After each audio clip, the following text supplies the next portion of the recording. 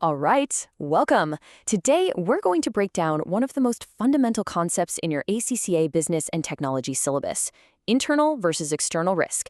Now, getting this right is an absolute game changer for your exam, so let's jump right in. So, what is it that keeps business leaders up at night? Is it a brand new competitor that just popped up, a massive system failure, or maybe a sudden change in government rules? The list of threats is pretty much endless, but the very first step to managing any of them is always the same. You have to figure out where they're coming from. Okay, let's start with the official ACCA definition just to get us grounded. Risk is simply the possibility that some event will come along and affect a company's goals. Now, notice that word possibility. It's all about uncertainty. And yeah, sometimes that can mean good things, like new opportunities, but for what we're talking about today, we're really focusing on the threats. To really nail this topic for your exam, you need to know the single most important way to categorize risk. And it all comes down to that one really simple question: where did it come from? And here it is, the fundamental divide. Every single risk you'll ever face can be put into one of two buckets. It's either coming from inside the business or it's coming from the outside. Honestly, it really is that straightforward. So let's start with the inside jobs. We're talking about the risks that bubble up from within the company itself.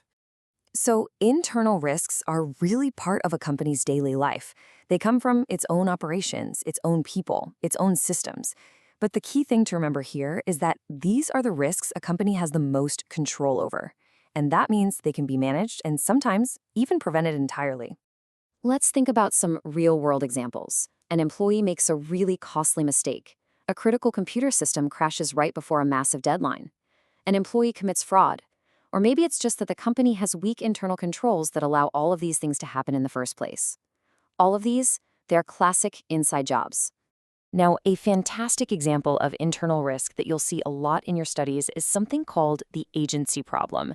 This is what happens when managers, the agents, start making decisions that benefit them personally, maybe to get a bigger bonus, instead of acting in the best interests of the company's owners, who are, of course, the shareholders. So what's the bottom line here? It's simple. If it's happening inside the company's walls, or it's because of its own people and its own processes, it's an internal risk. All right, so we've looked inside the building. Now let's step outside and look at the other side of the coin. Now we're talking about all those risks that come from the wider world, those outside forces that can completely knock a business off its course. External risks, they come from the world outside the company, the economy, the government, the marketplace. And here's the crucial difference. Unlike internal risks, a company has very little or even no control over these. It can really only try to anticipate them and then react as best it can. So what does this actually look like? Well, it could be the government suddenly dropping tough new regulations, or the whole economy sliding into a downturn. Maybe the central bank jacks up interest rates, which makes borrowing way more expensive. Or it could even be a powerful new competitor opening up shop right across the street. So the takeaway here is just as simple. If the risk is coming from outside the company and it's something they just can't control, you're looking at an external risk. So we've covered the theory, right? Internal is inside, external is outside. But why is making this distinction so incredibly important for your exam? Well, let's get practical.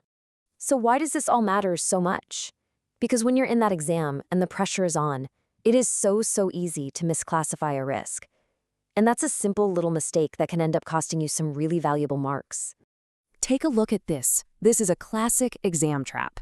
You might see a scenario that says staff mistake, and your brain might immediately jump to the financial loss. But you have to ask yourself, where did it originate? It originates inside, so it's internal. Same thing with economic change. You might focus on the disruption, but the origin is external. Getting this classification right is always the first step to a fantastic answer. And look, if you remember absolutely nothing else from this explainer, please remember this simple, powerful summary, straight from the source material. Internal equals inside, external equals outside. That is the ultimate takeaway for your revision. Burn it into your memory. And that really brings us to our final thought. You can now spot the risk, you can classify it perfectly.